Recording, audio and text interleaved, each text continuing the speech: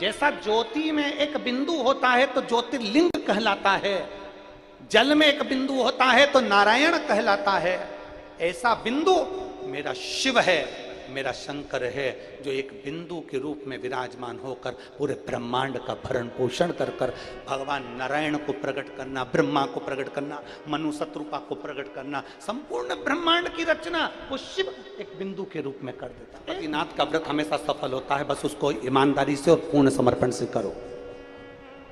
इसलिए हमने पशुपतिनाथ के व्रत में बार बार आप लोगों को कहा, घर में भोजन तैयार करो, मीठे का सामग्री, खीर बनाओ, हलवा बनाओ, सीरा बनाओ, मीठा चावल बनाओ, तुम जो बनाना है वो घर में बनाओ, थोड़ा बनाओ, भले जितना भगवान को भोग लगाना है उतना बनाओ।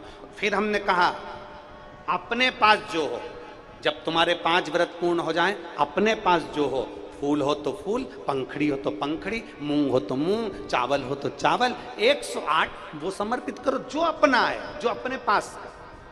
पड़ोसी के घर से तोड़कर पशुपतिनाथ के व्रत में एक फूल भी मत चढ़ाना। अगर बन सके 10 रुपए दिए, 10 रुपए का फूल लिया, 5 रुपए लिए, 5 रुपए का फूल लिया। यहां तक शिव महापुराण की कथा कहती है कि मंदिर में अगर जल चढ़ाने जा रहे हो, और पहले तो आप लोग क्या करते थे, जब आप लोगों ने शिव पुराण की कथा नहीं सुनी थी, पूरी दुनिया के लोगों ने जब शिव पुराण की कथा नहीं सुनी थी, तब तक लोग क्या करते थे, मंदिर में से ही पानी भरते थे और शंकर जी को चढ़ाते थे। बोलो सही है कि गलत है? पर जब से लोगों ने शिव पुराण की कथा सुनी, तब से लोग मंदिर का पानी नहीं लेते, अपने घर से जल भर कर लेकर जाते हैं और शंकर जी को चढ़ाते हैं, क्योंकि पूर्ण समर्पण चाहिए। लोग हमसे पूछते हैं, महाराज जी पहले भी हम जल चढ़ाते थे, तब तो महादेव सुनते नहीं थे, आज के समय में हम जल चढ़ाते हैं और महादेव सुनते हैं। सारी समस्या का हल एक लोटा जल। अब ऐसा क्या है, थोड़ा अब ऐसा है क्या, ऐसा क्या हो गया कि 1 लोटा जल सारी समस्या का हल हो गया? क्या पहले 1 लोटा जल सारी समस्या का हल नहीं था? क्या पहले 1 लोटा जल सारी समस्या का हल नहीं मानते थे? क्या पहले 1 लोटा जल पूरी समस्या का हल नहीं था? क्या पहले शंकर भगवान नहीं रिश्ते थे? उसका कारण यह था कि मंदिर का पानी बाल्टी भर के पंडित जी रख देते थे, उसमें से भर भर कर तुम शंकर जी को चढ़ा देती थी और प्रसन्न हो जाती थी कि शंकर जी ने स्वीकार कर लिया। इसको आधा समर्पण कहते हैं। लोटा किसी दूसरे का, बाल्टी किसी दूसरे की, पानी मंदिर का, और मंदिर के महादेव को चढ़ाकर तुम सोचती थी कि मैंने भगवान को रिझा लिया। भगवान नहीं रिश्ते। मेरा भोलेनाथ को रिझाने के पत्ती किसकी? पड़ोसी की। चढ़ा कौन रहा है? तुम।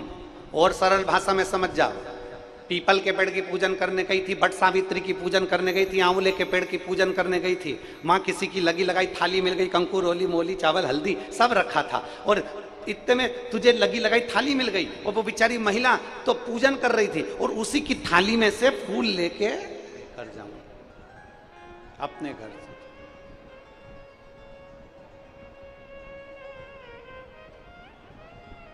हमारे पास में जैसा जल है वैसा हम भगवान को समर्पित करें, और शिव जी को चढ़ाया गया जल हमारा बदलेगा कल, ये निश्चित है, निश्चित। तन पर मेरे भोलेनाथ जी की पिंडी पर चढ़ी हुई भस्म करोड़ों की हो गई, करोड़ों की।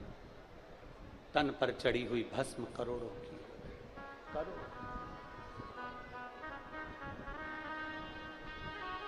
अधूरा समर्पण से भगवान प्रसन्न नहीं होते।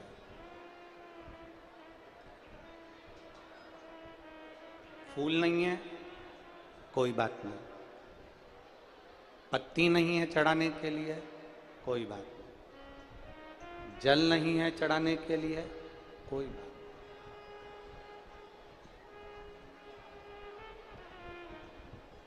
नहीं। दिल तो है ना, हृदय तो है। जैसे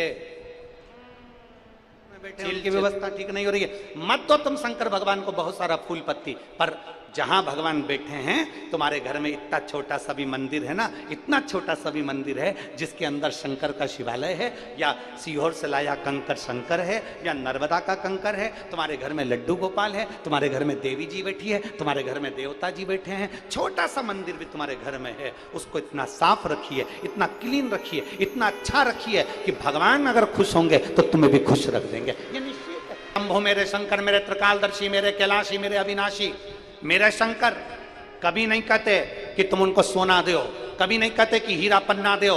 मेरे शंकर कभी नहीं कहते कि मुझे 56 भोग दो। मेरे शंकर कभी नहीं कहते कि मुझे कुछ दो। मेरा शिव तो एक बिंदु के रूप में रहता है और वो बिंदु से अपनी पूरी सृष्टि का विस्तार कर देता है और संपूर्ण ब्रह्मांड का पेट भर देता है।